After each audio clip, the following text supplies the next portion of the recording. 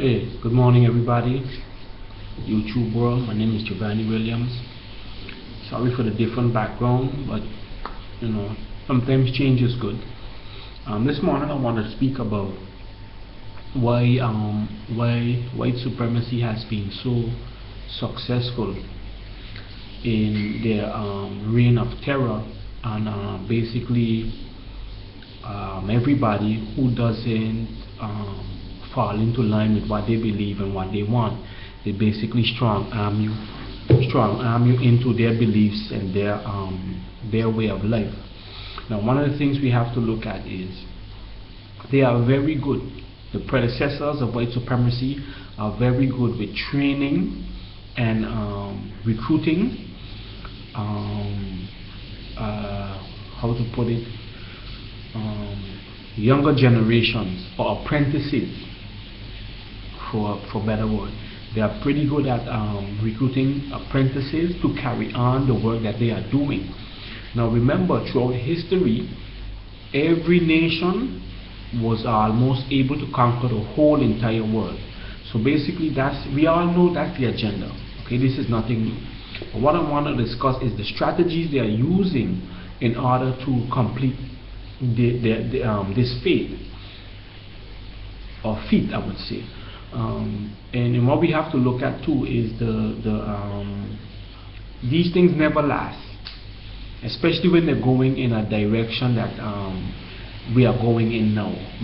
As soon as it becomes a destructive, I think as soon they have a destructive outlook on ruling the world, it never lasts. So I don't know, in the next 20, 50, 30, 100 years or whatever, it will come to an end. But we all know these things come to an end. When? We don't know. But what they are successful with is, like I said before, the predecessors bring in apprentices to continue the work. Now they are very good students of history. We have to give them that.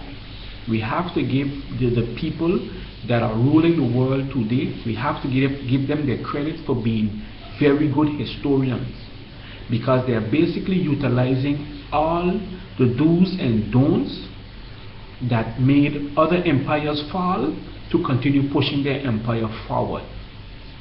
Okay, they're even going at it about the same way Nimrod did, basically trying to reach heaven, basically trying to become gods on earth. Okay, so that's why it is very interesting to see how they just continue to progress by using these strategies, and then on the other end, the people who are being oppressed are not opening their eyes to see these things and fight it. You understand? I have a lot of respect. I have a lot of respect for Dr. Phil Valentine and the work he does in teaching us and showing us that it's a mental war that's going on right now. And to this day, we still cannot comprehend that. So it's like he always says, the worst thing we can do is pay attention to what they are doing. Because as soon as we begin to pay attention, we lose focus, and then we lose sight on fighting the real battle. Okay, so going back to white supremacy and the success it has been having over the past hundreds of years, what we are basically seeing is they're continuously passing the torch, and then they're becoming more intelligent by incorporating certain sects of people into areas where they find it will be helpful to them. Okay, so they're not only saying, okay, we're going to do it with white people alone. No, they're basically incorporating Asians, Arabs, blacks, whoever they see fit, whoever they see will help them carry on their focus, their objective, their goal. They recruit them, even though some of them are the bottom tier of it. They still recruit them because it helps them to push their goal forward. Okay, we see them basically trying to get into space now, and if we don't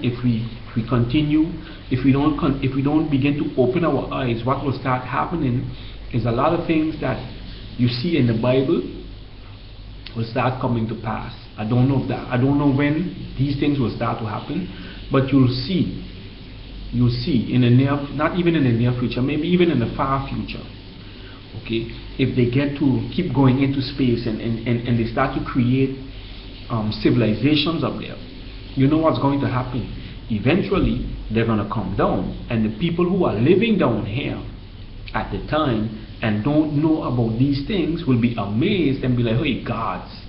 Okay, it sounds crazy, but really pay attention and look into it. Why are they so eager to go out of space and create civilizations up there? Okay, there are numerous reasons. Okay, but that's one of them. Remember, they are really trying to achieve godlike status.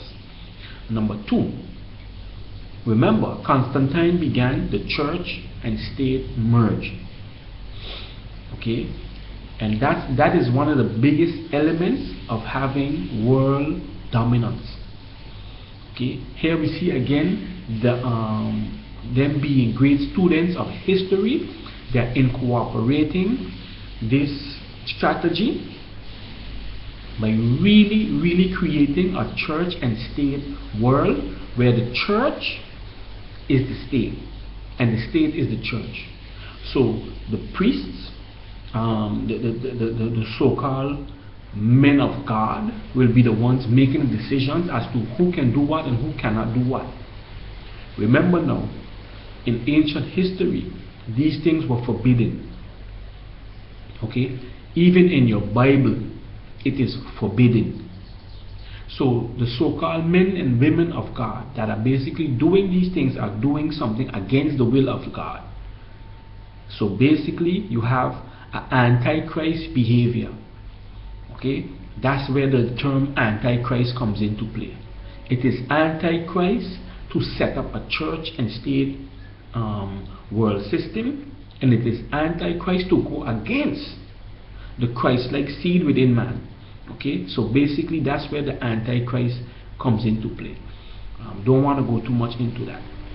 So again, we see them being great students of history with utilizing the strategy of Constantine. Then we see them utilizing the symbols, the signs and symbols of ancient Egypt into mesmerizing the people. Okay, so we can see again now they are basically students of history.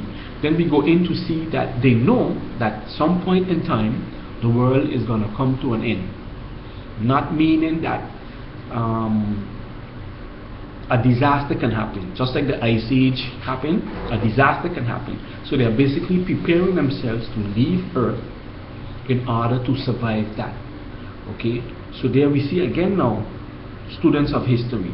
So they're using all these things to continue push their agenda to remain the rulers of all. Okay, so these are things we have to look out for. These are things we have to look into, because it's very important. I think Dr. Phil Valentine does a wonderful job of bringing that kind of information to the masses, and showing us that the struggle is basically, it has moved on from being chains on the feet, chains on the hand, chains on the body and all kind of things, to basically being chains on the mind and chains on the spirit.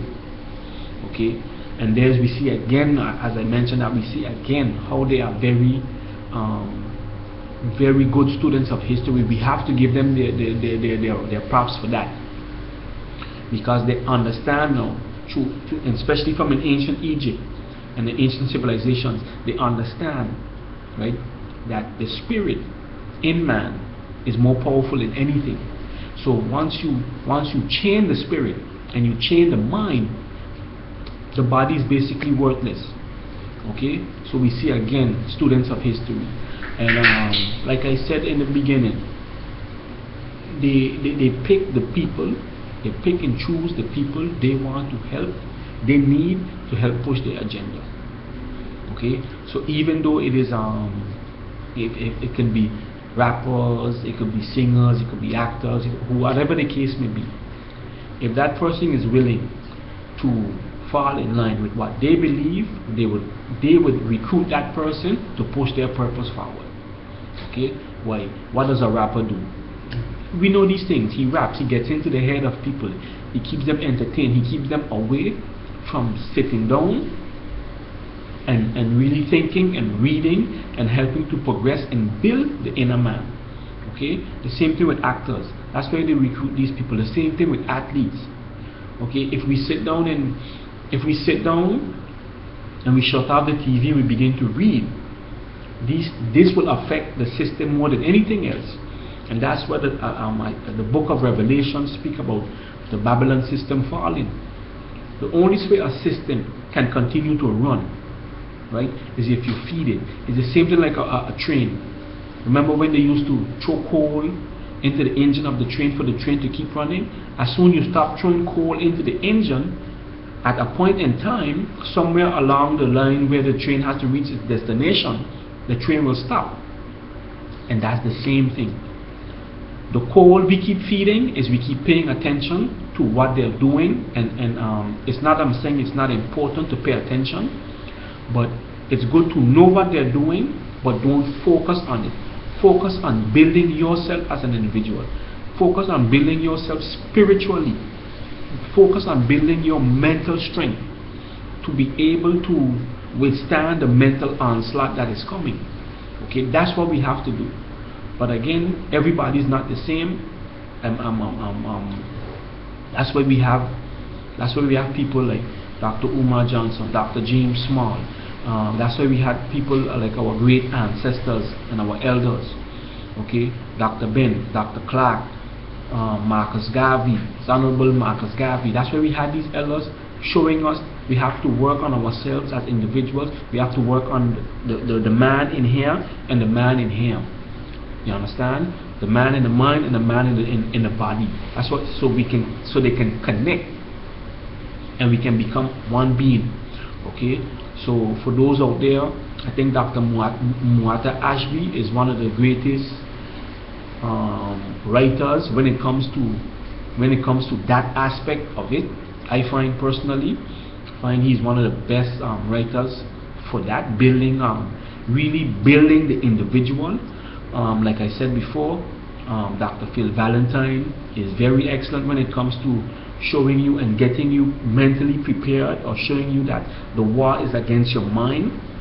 That's why we really need to pay attention. We really need to get information from these people so we can build. And like I said, if white supremacy can be very studious about history and keep using it to build themselves and push their agenda forward, if we as individuals who are feeling the oppression of white supremacy begin to study, begin to read, and become avid students of history, we will find the keys to unlock our inner strength and break the system. Okay, that's all I gotta say. Thanks for tuning in. My name is Giovanni Williams. Like I always say, don't be a dream chaser, be a dream creator, because nobody's gonna create your dreams for you. Peace out. Have a nice time.